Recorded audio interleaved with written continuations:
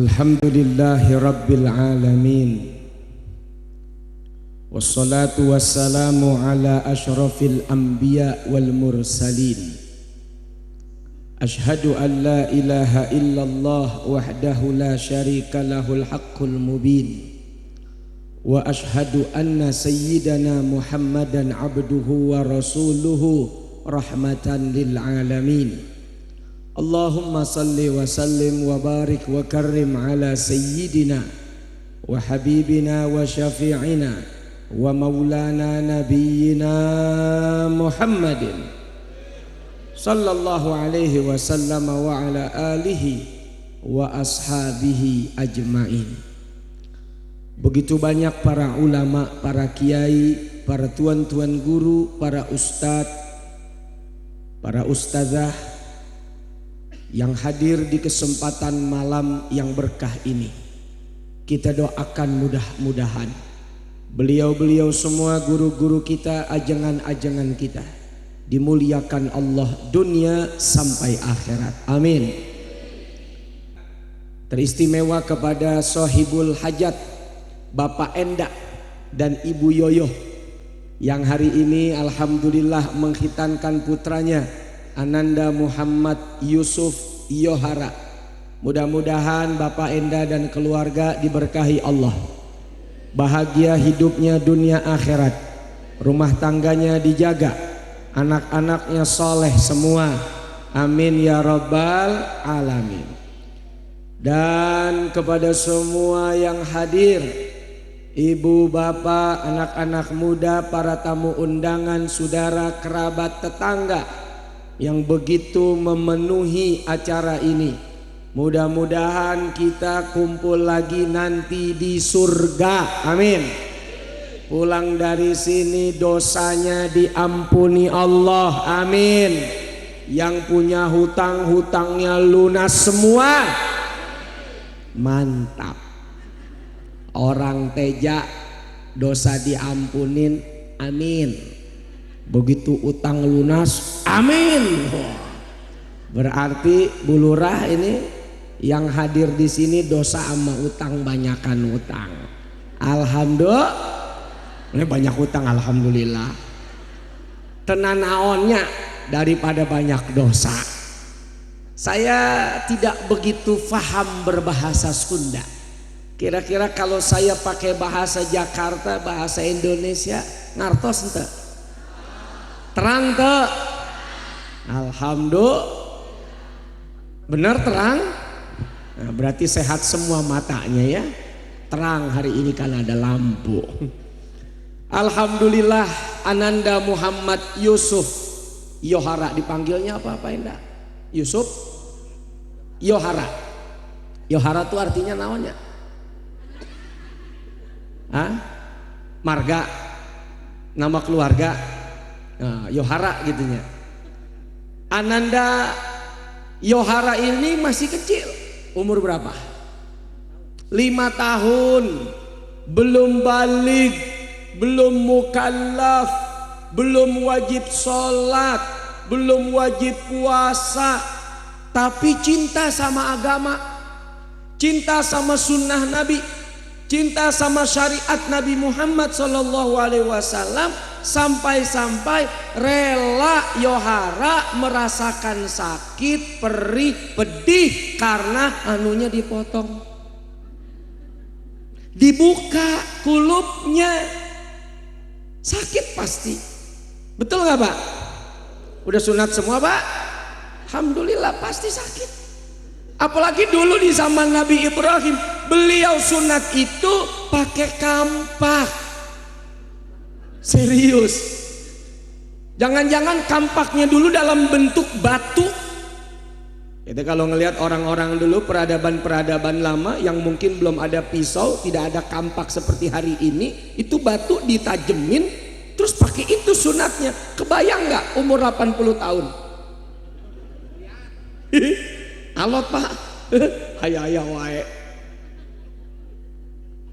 Perkembangan zaman alhamdulillah mulai pakai bambu tradisional, dulu orang bilang bengkong.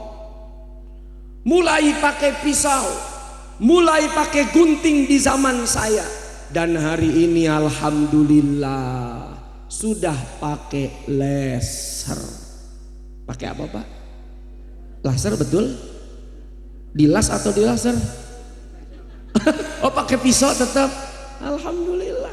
Pilihan, ada yang pakai pisau, ada yang pakai laser. Kita nggak tahu nanti di masa yang akan datang, jangan-jangan saking mudahnya tinggal tiup copot. Saking mudahnya, makin kesini makin gampang, makin nikmat, makin berani anak-anak sekarang untuk dikhitan. Berharap untuk apa? Nanti kalau sudah besar, mudah-mudahan Ananda Yohara menjadi anak yang cinta agama. Kalau masih kecil saja, karena cinta kepada Rasulullah Sallallahu Alaihi Wasallam, mau menjalankan sunnahnya, menjalankan ajarannya, insya Allah nanti kalau sudah balik, sudah dewasa, sudah mukallaf, sholat gampang. Karena sholat tidak butuh sakit, sholat tidak perlu luka, sholat tidak perlu berdarah, sholat tidak perlu merasakan perih. Betul nggak? Itu pendidikannya. Dari kecil sudah diperkenalkan dengan syariat agama. Sakit, pedih, perih, alhamdulillah. Nanti kalau sudah dewasa, insya Allah sholatnya mudah, tidak susah, tidak males. Kalau yang sakit saja mau, apalagi yang tidak membutuhkan sakit dan luka. Kira-kira banyak gak orang Islam yang gak mau sholat? Ayo jujur. Ayan tuh di dia dikit apa seur? Belum sunat, jangan-jangan nih yang gak sholat. Kan disunat itu supaya sholatnya jadi sah, supaya sempurna. Sebab nanti kalau nggak disunat, najisnya ngumpul. Coba lihat anak yang belum sunat. Yang udah sunat yang, alhamdulillah udahnya. Yang belum sunat mana? Ada? Udah sunat? Nah, ini dia orangnya. Ada lagi yang belum sunat? Ayo, ada enggak? Hah? Ada nggak? Mungkin yang udah berkumis ngangkat tangan, belum Pak saya. Coba nanti dicek kalau ada anak kita yang belum sunat, itu dikelet aja tuh kulitnya yang menutupi helmnya, set. Itu suka ada putih-putihnya. Kotoran, bakteri, bisa jadi infeksi, ditambah najis. Makanya yang sunat, yang khitan itu bukan cuman orang Islam sekarang. Orang-orang bule non muslim di Eropa banyak yang sunat, banyak yang khitan, karena di dalam sunat, di dalam khitan ada sehat. Sehat pasti, karena nggak ada kotoran yang nempel, nggak ada bakteri yang bersarang. Yang kedua,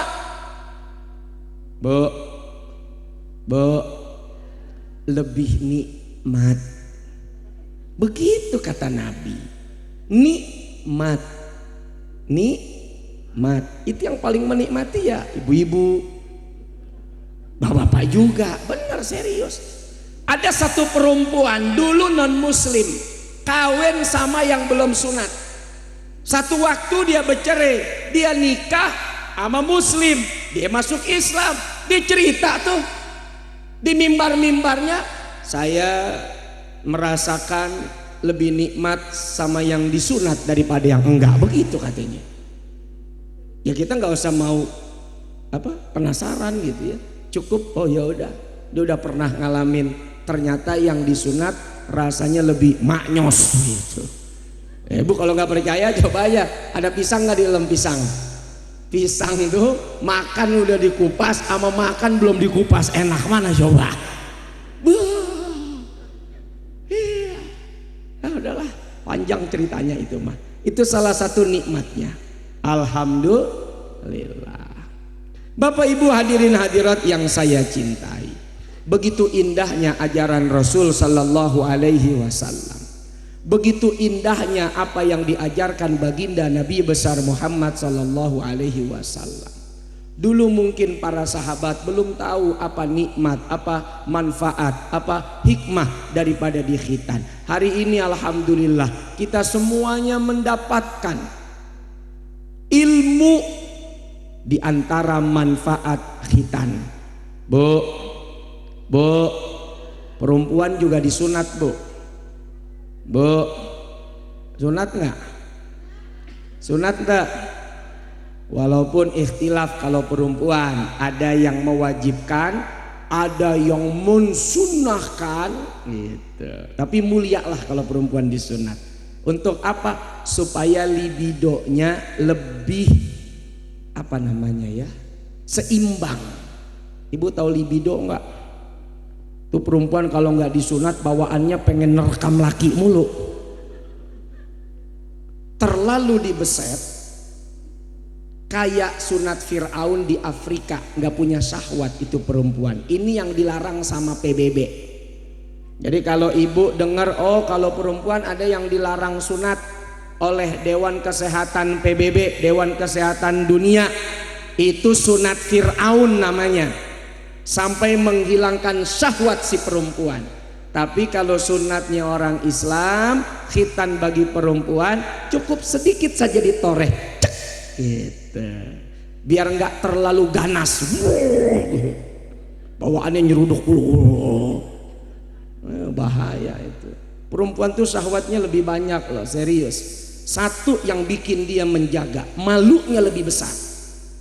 Tapi kalau udah malunya hilang, mangkal di pinggir jalan juga berani dia.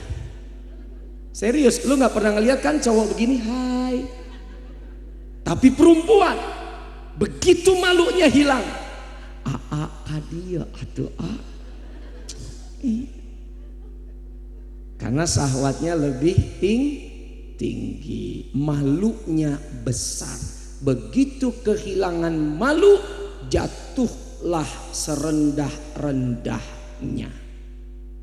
Bapak Ibu hadirin hadirat yang saya cintai, itu yang pertama.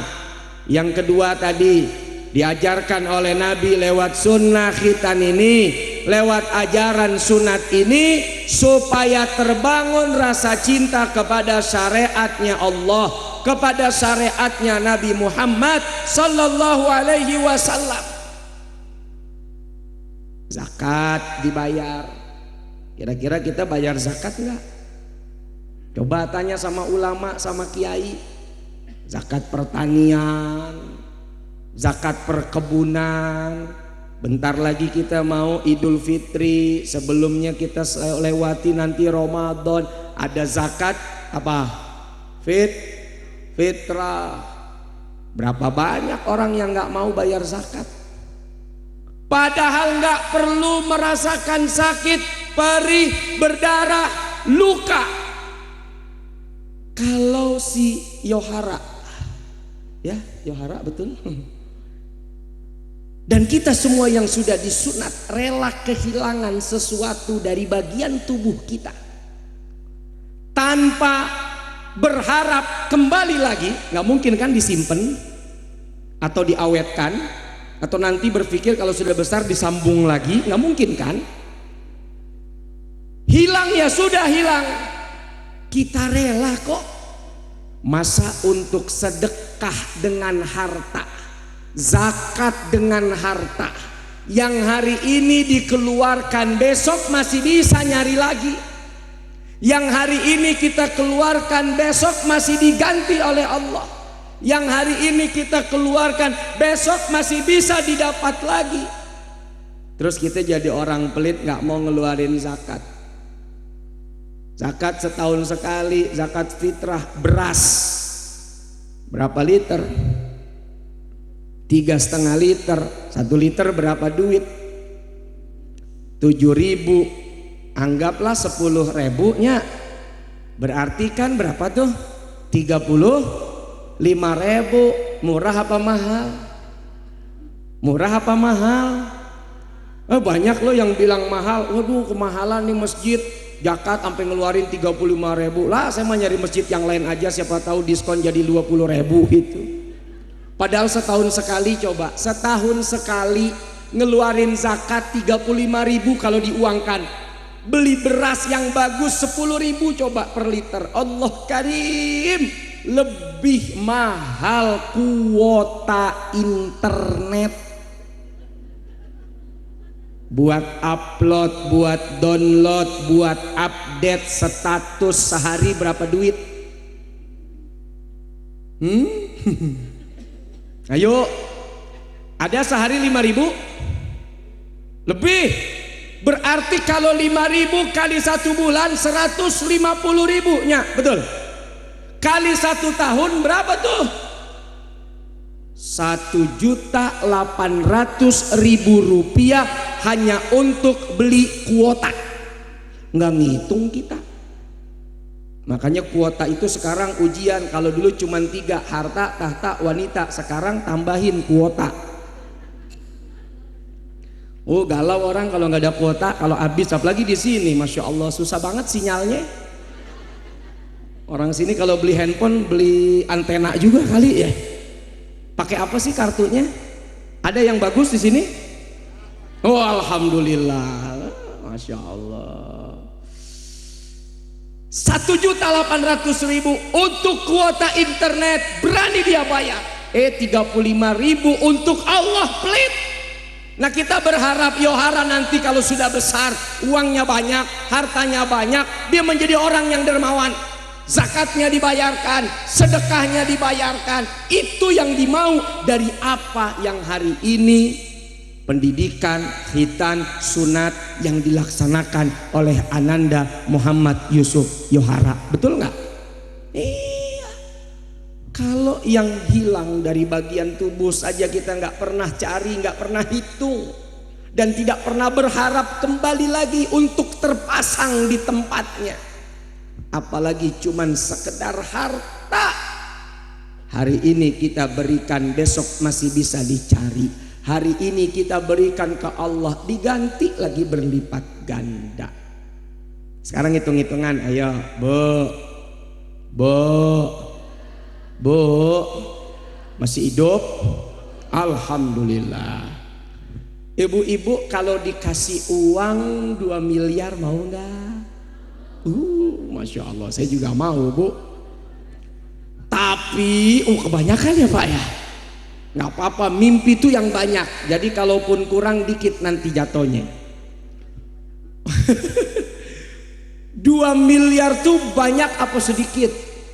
Banyak banget. Tapi suruh copot mata. Matanya dicopot dikasih 2 miliar. Ya Allah, kira-kira berguna nggak tuh duit 2 miliar ya? Naik mobil bagus sama naik bajai kayaknya sama rasanya. Sebab mata tidak lagi melihat mana indahnya Alphard, mana indahnya Avanza, mana indahnya bajai. Kasih kedap suara juga nggak tahu lo naik bajai apa naik Alphard, betul nggak? Dengan adanya mata, melihat gunung, melihat mata air, melihat langit, melihat pantai, melihat yang cantik, melihat yang ganteng, melihat yang indah-indah dari apa yang Allah ciptakan. Di Makassar ada perempuan cakep, foto model, tiap hari foto masuk majalah. Satu waktu jalan naik motor, jatuh nih perempuan, matanya buta. Coba cek nanti di googling, matanya buta, sedih, nangis, air matanya udah habis lah, saking sedihnya. Bingung mau ngapain, selama ini bisa melihat wajah di cermin, kini cerminnya saja sudah tidak tampak karena matanya buta, tidak melihat. Tiap hari dia pukulin badannya, dia cakar wajahnya, dia pentokin palanya. Ibunya kasihan, diikat nih anak perempuan tiap hari tangannya, lalu disuapi makan dari tangan ibunya langsung. Sedih banget hatinya. Andai kata, andaikan ada yang berani jamin, Neng, kalau kamu jual semua harta kamu, mata kamu nanti sehat. Saya yakin dia berani jual kehilangan hartanya Yang penting matanya sehat, bisa melihat lagi. Betul nggak? Pertanyaan saya, apakah Allah menagih bayaran setiap bulan untuk mata yang bisa melihat? Apakah harta kita habis, rumah kita habis, sawah kita jual, motor kita jual hanya untuk membayar penglihatan mata kita? Enggak. Kita lebih takut sama petugas pajak. PBB tadi Bu Lurah bilang, sama petugas pajak Menteri Sri Mulyani takut kena tax amnesty. Tapi kalau Allah, banyak yang nggak takut. Udah biarin aja. Allah nggak punya petugas katanya. Perkara 35.000 aja banyak yang nggak mau bayar. Saya punya kawan, kaya, duitnya banyak, pengusaha minyak. Sekali bayar zakat itu setahun bisa 500 juta zakatnya doang. Satu waktu dia cerita sama saya, selama 2 tahun dia nggak bayar semua zakatnya. Dia bayar cuma setengah. Kalau zakatnya 500 juta dia cuma bayar 250 juta karena sayang katanya. Tahun depan dia ulangi lagi, makin banyak hartanya makin dia kurangin lagi. Lebih sayang lagi kalau kehilangan lebih banyak untuk membayar zakat. Tahun ketiga anaknya narkoba, perempuan cakep, hampir dijodohin sama saya, sayanya yang ogah, orang belee. Kalau ngomong ngalor ngidul gak jelas apa yang diomongin. Hampir dulu kaya, sampai saya diajak-ajak pergi untuk ikut bisnis bapaknya. Saya bilang, apalah arti harta miliaran atau ratusan miliar kalau hati saya juga nggak bahagia bersama dengan ini gitu ya. Di sini tuh bekas narkoba, kalau nyimeng aja tuh ganja tuh mungkin biasa ya. Ini bekas disobek-sobek pakai silet, terus diisep darahnya, terus dimasukin lagi apa tuh yang bubuk itu, terigu. Sabu. Ya, Masya Allah. Di situ dia nyesel, dia bilang gini, ya Allah, harta yang saya sayang harusnya buat Allah saya nggak kasih. Sekarang harta yang paling saya sayang diambil sama Allah Subhanahu wa Ta'ala. Udah nggak normal lagi, udah ngawur ngomongnya, rusak otaknya karena narkoba. Dia seselin tuh. Makanya kita nih yang mampu bayar zakat kita, insya Allah. Bapak Ibu hadirin hadirat yang saya cintai, coba pegang nih dada kita, coba dirasakan ada apa itu. Nenen. Salah, masa nenen? Entah tuh, bukan itu maksudnya. Coba berdetak dia. Suara apa itu? Itu suara saya. Ceritanya suara jantung. Ya Allah, karena jantung kita sehat, kita bisa kumpul silaturahim, memenuhi undangan Bapak Enda. Coba kalau jantung kita sakit, nggak di sini kita berada di rumah sakit, walaupun ruangannya besar, ruangannya ber-AC, nikmat, dingin, kasurnya otomatis bisa naik turun, tapi tinggal di ruang ICU, tulisannya ICU, bacanya ICU, ICU, ICU. Aku melihat kamu ngap-ngapan tuh.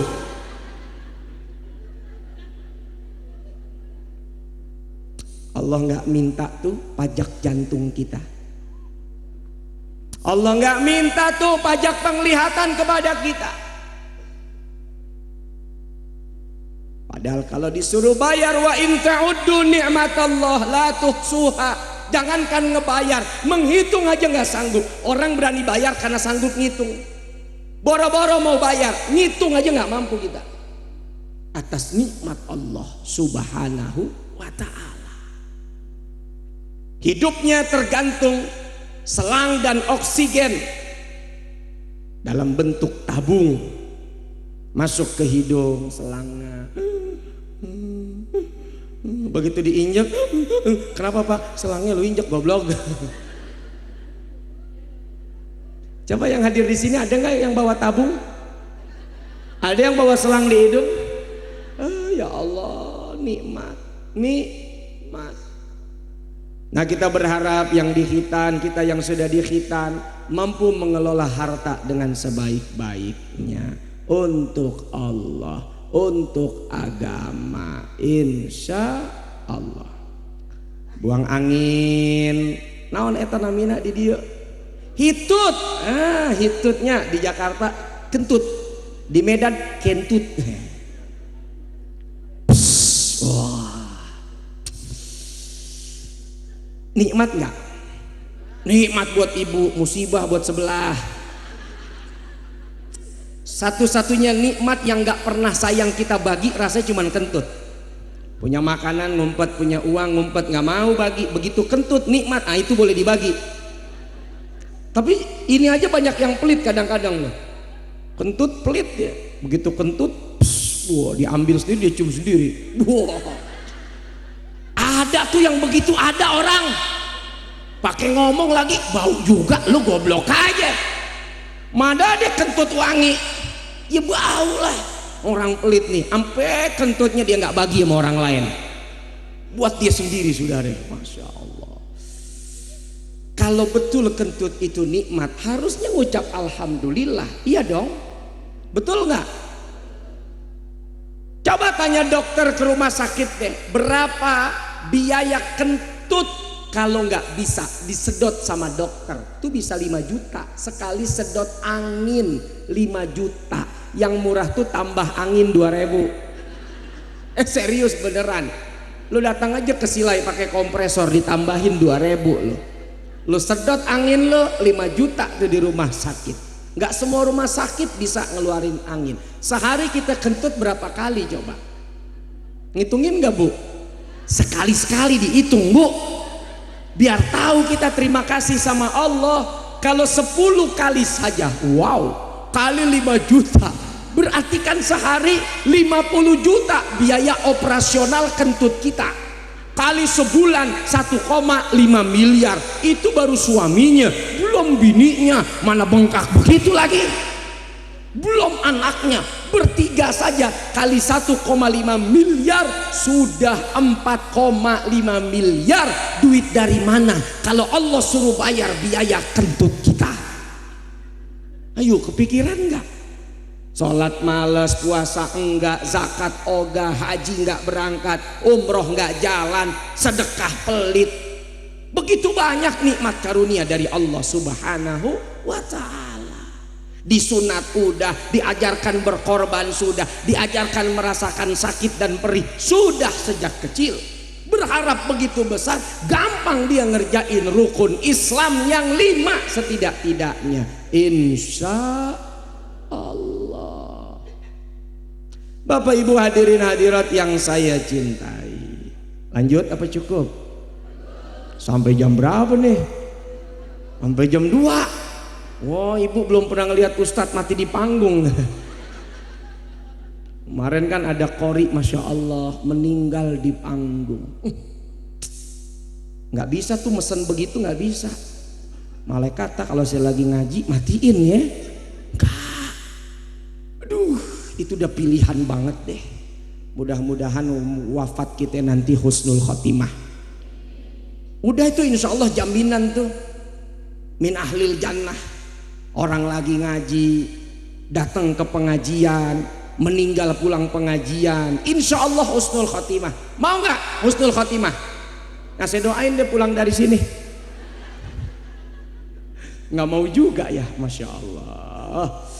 Bapak Ibu hadirin hadirat yang saya cintai, bicara kentut saja nggak sanggup kita untuk menghitungnya nikmat Allah ini, apalagi disuruh bayar.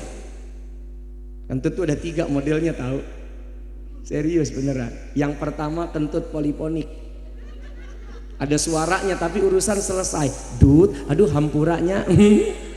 Selesai perkara urusan, udah dimaafkan. Nggak sampai dibawa ke kantor dan ramil, nggak. Dibawa kantor polsek, nggak. Yang kedua ada yang silent vibrate, diem tapi bergetar. Tahu dari mana? Nah itu kalau duduk bareng-bareng dalam satu kursi, tiba-tiba nggak ada angin, nggak ada hujan, kursinya geter. Tinggal nengok ke sebelah, lu ya, lu tahu aja, diem-diem ya, nggak enak sama yang lain gitu. Jaga tuh rahasia. Jadi kentut itu kadang ngajarin kita untuk nutupin aib, belajar untuk nutupin aib. Waduh. Biasanya kan kalau orang kentut berisik, gue denger sendiri nih dia deh. Nah, itu ngajarin kita nutupin aib teman, masya Allah. Nah yang ketiga ada yang silent by death, diam-diam mematikan. Wah ini nih. 10 orang ngumpul, 10-10-nya pulang bawa kesel. Nggak ada pelakunya yang ngaku. Di TKP tidak menemukan barang bukti sedikit pun. Masya Allah. Dari 3 model hitut ini, saya yakin yang ketiga yang paling seru. Gembira banget kalau ngelihat orang mau pingsan. Begitu temen kebauan nih, brengsek. Begitu temen kebauan nih, brengsek. Makan bangke kali nih orang. Ayam ketabrak sih dimakan gitu.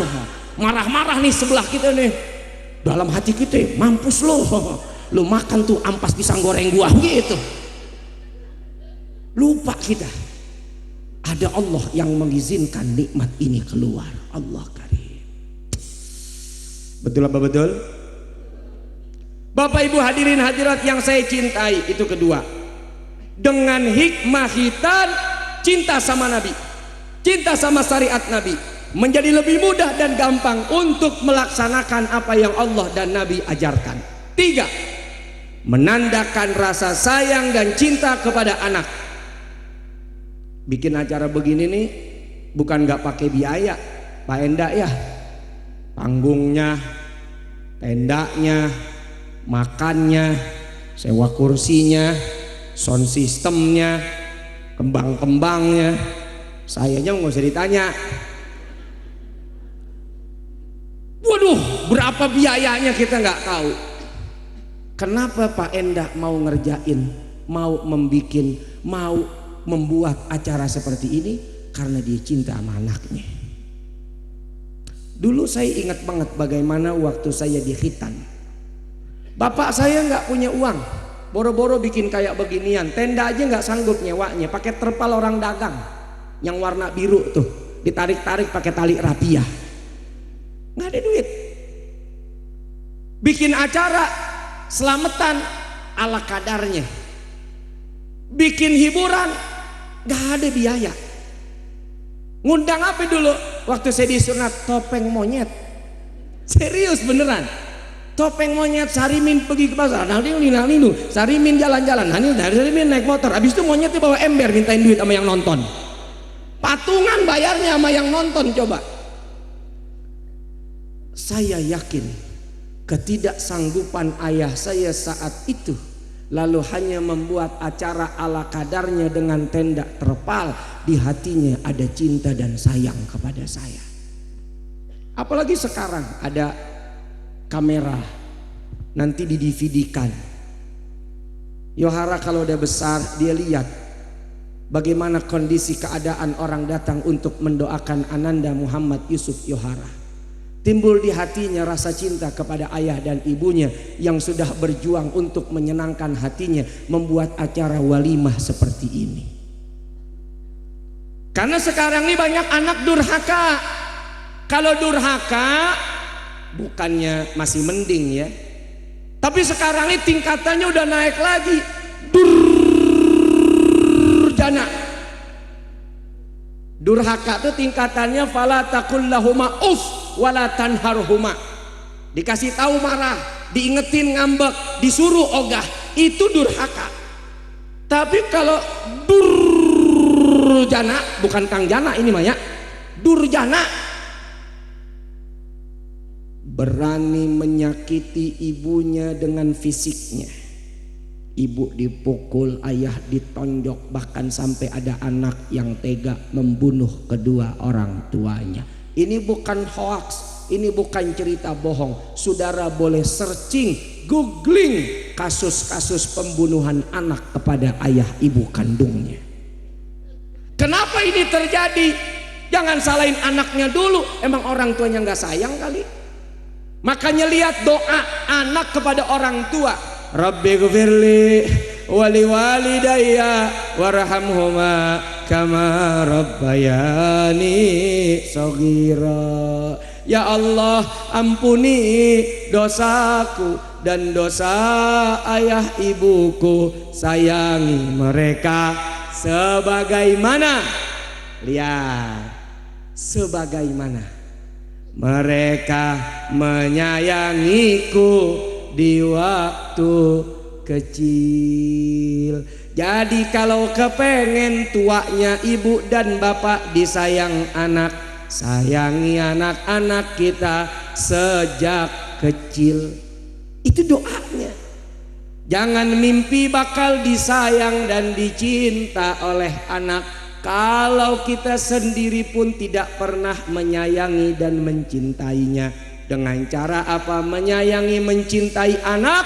Berikan dia ilmu dunia, sekolahin yang tinggi kalau kita mampu. S1, S2, S3, mangga. Jangan kayak tetangga saya suruh anaknya ngambil S2, emaknya marah-marah. Soulmate jangan, S1 aja anak saya udah ingusan gitu.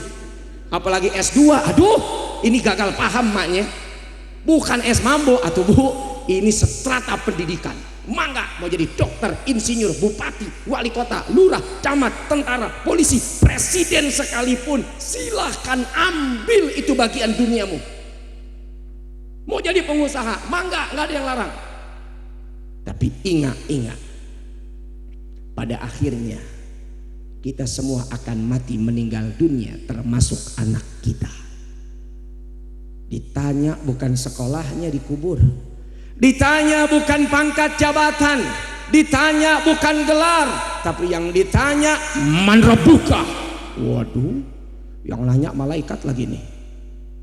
Kira-kira ibu pernah nggak ditanya man rabbuka? Hah? Belum ya? Tapi kalau mama rok buka gitu, sering dia.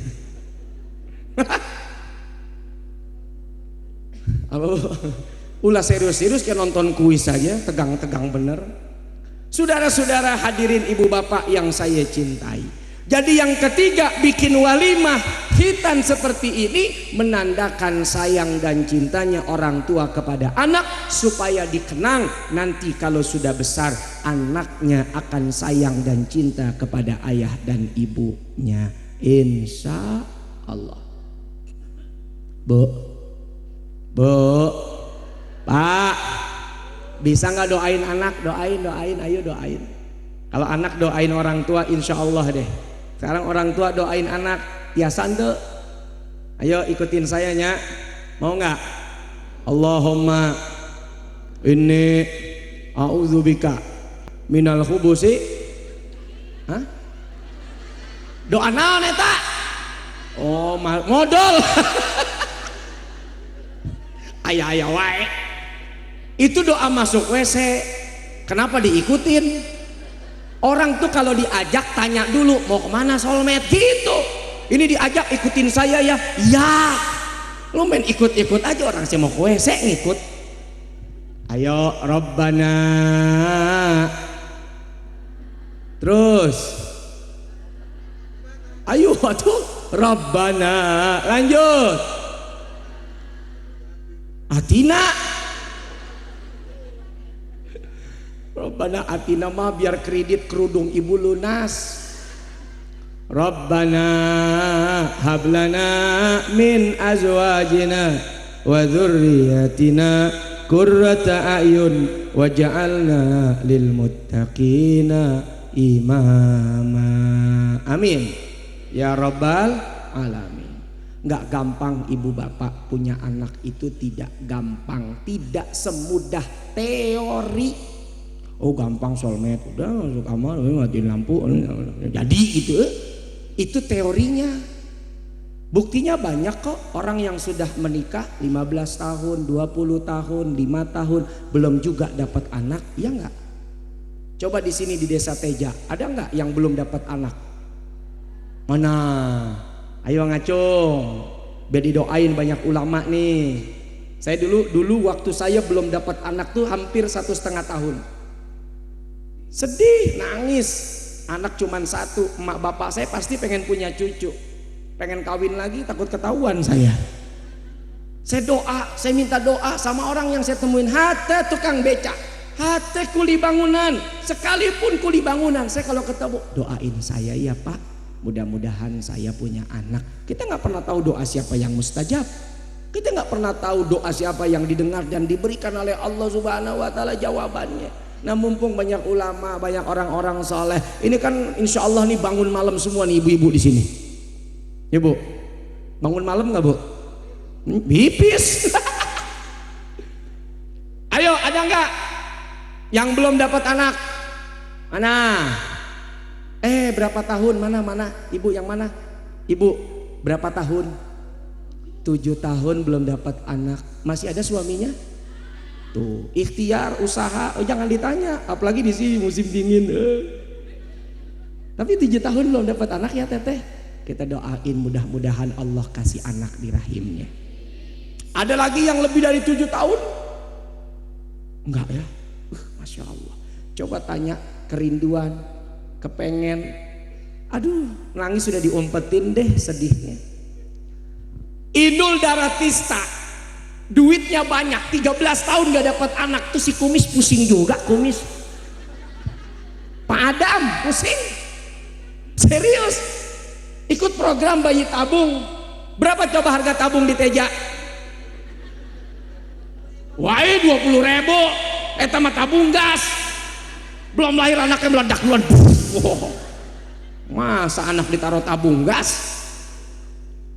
Katanya habis 1 miliar. Masya Allah, 1 anak 1 miliar.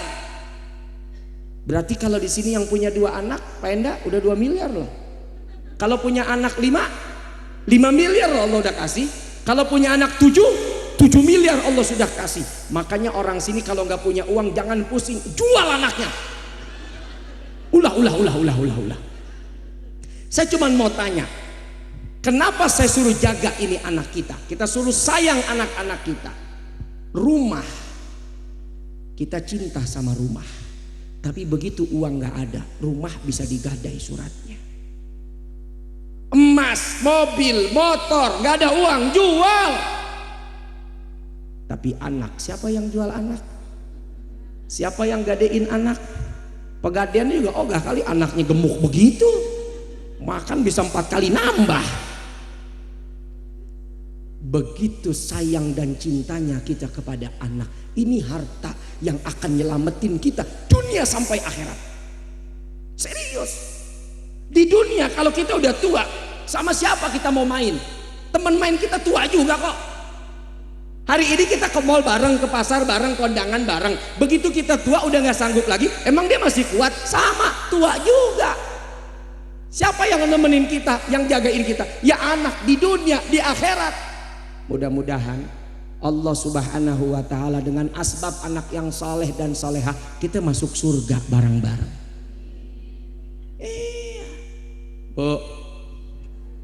Bu, punya tas nggak?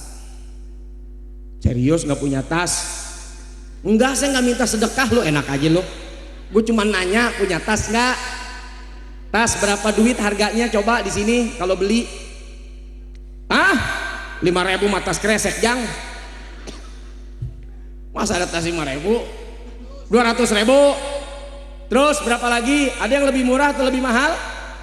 50.000 ayah, 100.000 ayah.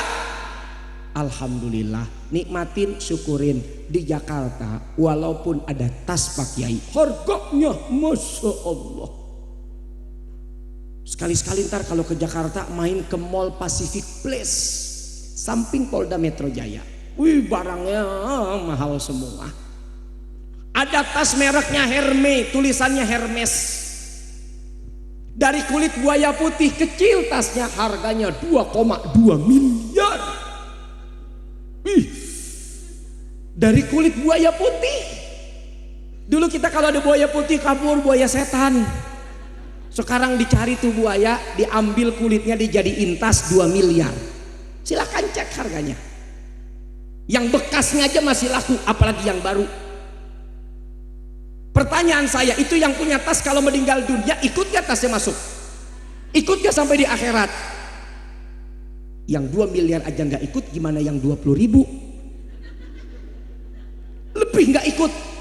Tapi bicara manfaat, insya Allah manfaat yang 50 ribu. Apalagi pas acara hajatan begini nih, wah masukin kue cincin, kue pepe, onde-onde, pisang, keripik, masuk semua tuh. Lumayan kan, modal 50 ribu, ngangkutin 100 ribu, untung 50 ribu. Kondangan 5 ribu.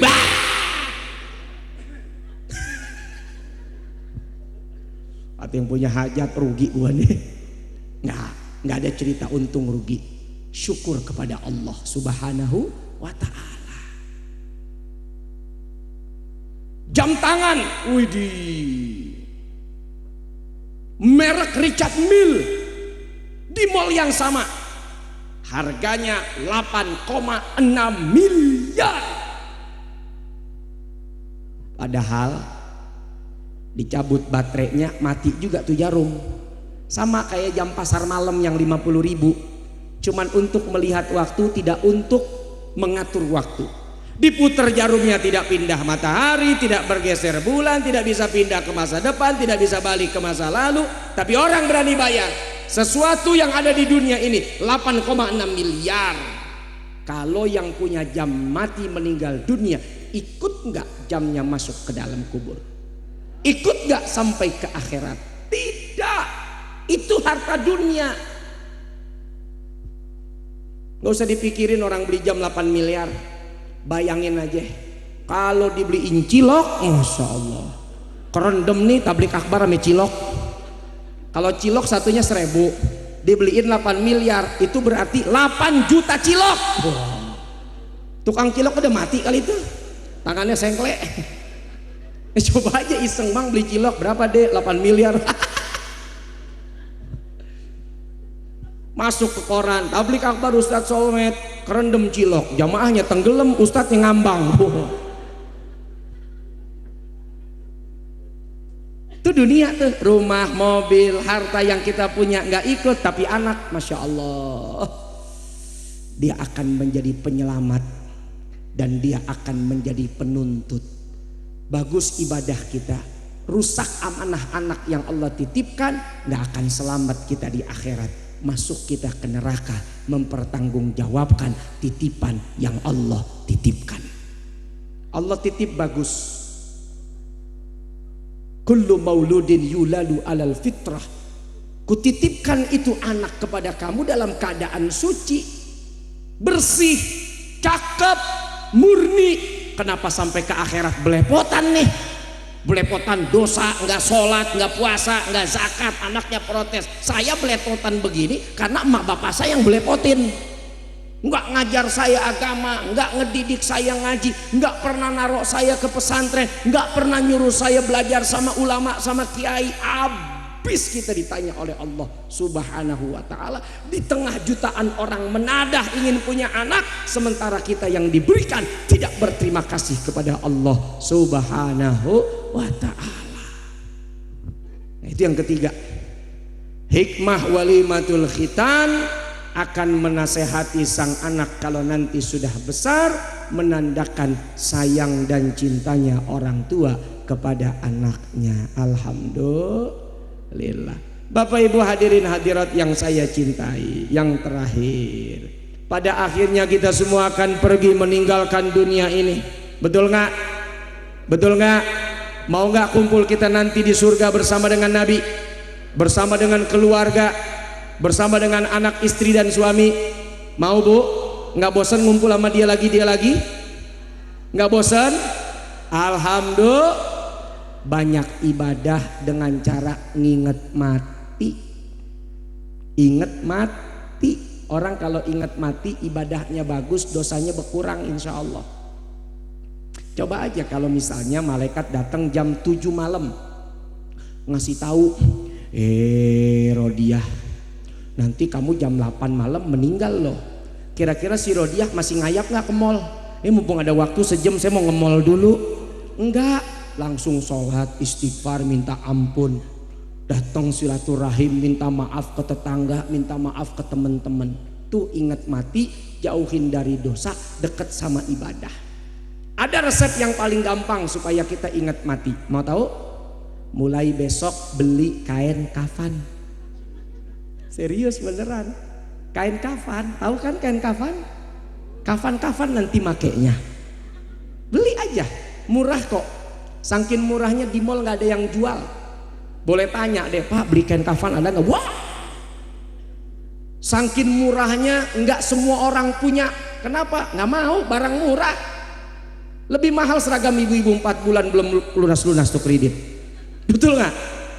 Beli kain kafan, nggak pakai merek, warnanya putih polos, belinya meteran. Tukang jahit juga nggak mau ngejahitnya. Buat apa soulmate? Taruh aja di lemari pakaian kita, dipajang, disenderin. Nanti kita kalau pas habis mandi kan buka lemari pakaian. Itu kain kafan kayak ngomong, Bu Lurah, Pak Enda,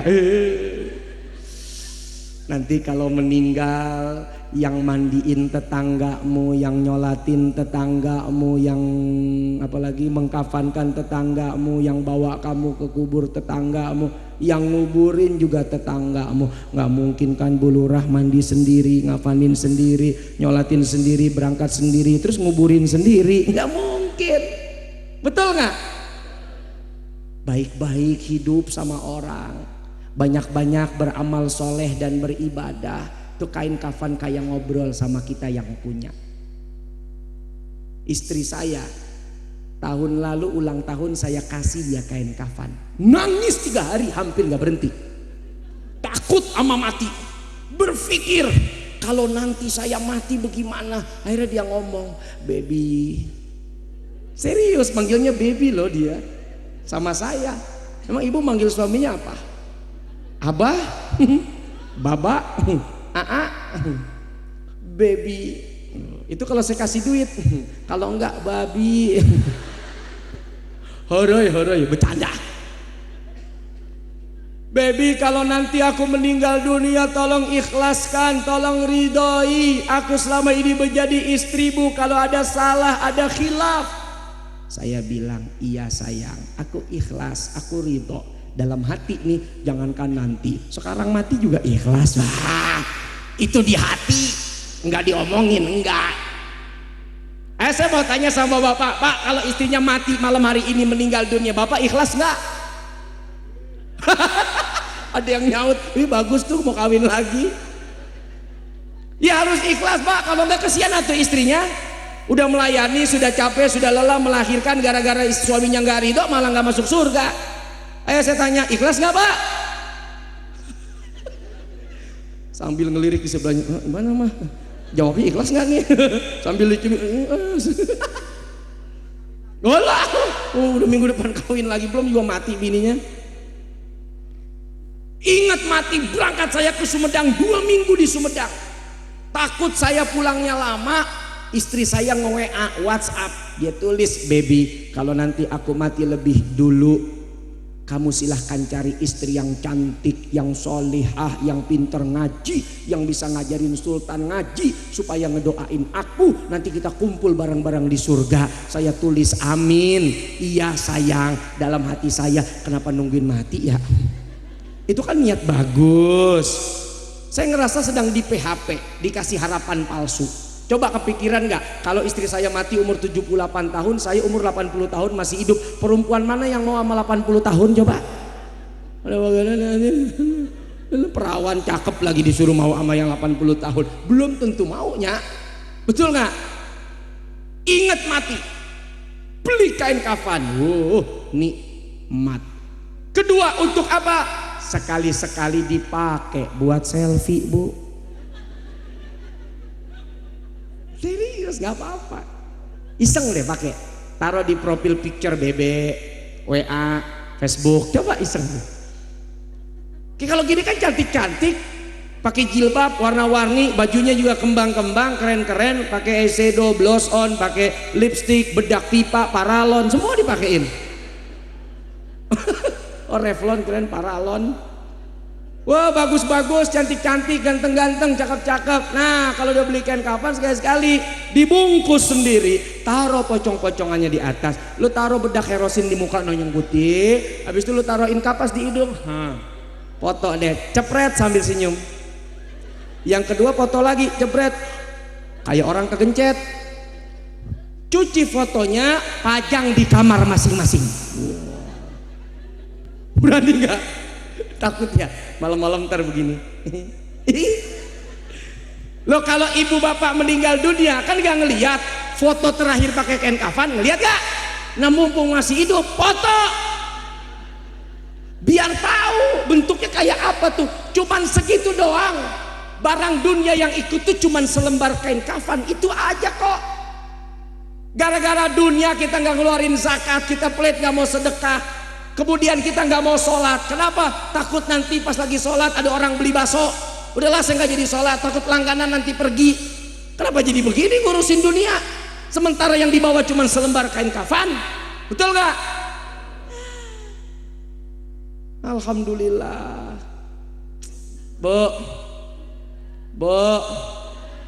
Foto. Kalau sekarang kan cakep-cakep, wih, hitam pengen putih, pakai 360, ya nggak Bu Lurah? Selfie tadi sama saya, pakai yang beauty, celing, wah, ketemu sama orang, kaget orang, hah? Kok di foto putih, aslinya itu lehernya hitam. Ini orang hitam putih kayak zebra, hitam putih kayak TV zaman dulu, tau nggak? This is life, ini hidup, nggak ada yang dibawa. Maka salah satu tabungan untuk akhirat kita, anak-anak kita. Mudah-mudahan Allah selamatkan anak kita semua, amin ya Rabbal. Nggak gampang didik anak. Saya tuh ngelihat anak saya kayak ngegambar diri saya dulu. Emak saya suka cerita, aduh Solmed, ini mah lu dulu waktu kecil kayak gini lah modelnya si Sultan, ya kayak gini lu dulu masih kecil. Anak saya itu sekolah udah 2 kali guru dan kepala sekolahnya nyerah, jadi udah 2 kali pindah. Nakal, badung, ada temennya duduk dijorokin, benjol anak orang, dibawa ayo kata anak saya, ayo segitu sampai di kolam ikan dijorokin ke kolam ikan, nangis lagi anak orang. 2 kali pindah sekolah. Saya mau ngomel anak sendiri, nggak diomelin, bingung saya. Aduh ya Allah, jagain anak saya. Makanya lihat kiai-kiai, ulama-ulama tuh ya, yang punya pesantren juga. Itu di pesantrennya ratusan ulama tercetak di situ. Tapi masya Allah, anak kandungnya dititipin ke temennya yang punya pesantren. Nah kiai saya, guru-guru kita juga banyak yang begitu. Padahal di pesantren dia tuh banyak menelurkan, menerbitkan orang-orang besar, ulama-ulama besar. Tapi anaknya ditaruh di pesantren lain. Kenapa? Ada psikologi yang kadang tidak sanggup ketika itu kita terapkan kepada anak kita sendiri. Pengen disabet darah daging kita, pengen dipukul, kita nggak tega. Belum nanti emaknya marah, awas pukul. Ntar malam perboden. Nggak jadi marah. Tapi kalau dititipin ke ulama, dititipin ke pesantren, terserahlah. Pokoknya saya percaya, ini saya titipin anak saya, mau diapain aja terserah. Yang penting dicetak jadi orang bener. Udah, pura-pura nggak ngeliat, pura-pura nggak ngedenger. Udah, biarin aja. Sama kayak kita menerapkan kepada santri, kepada anak orang juga begitu. Kepada anak sendiri nggak sanggup kita, belum tentu mampu. Nggak sanggup, tangan ini mau mukul nggak sanggup, lisan ini mau ngomel nggak sanggup. Belum nanti emaknya melirik sambil ngetes ini. Tega banget sih bukan. Makanya hati-hati. Allah tuh udah pesen, istri anak itu bisa menjadi musuh. Aduan lakum, bisa menjadi musuh. Ibu dan bapak, hadirin hadirat yang saya cintai, maafkan para ulama, para kiai atas ketidakbaikan, ketidaksopanan, ketidaksantunan, kesalahan saya dalam ucapan maupun akhlak yang mungkin terdengar atau terlihat. Terima kasih banyak. Hati-hati di jalan. Salam buat keluarganya. Assalamualaikum warahmatullahi wabarakatuh.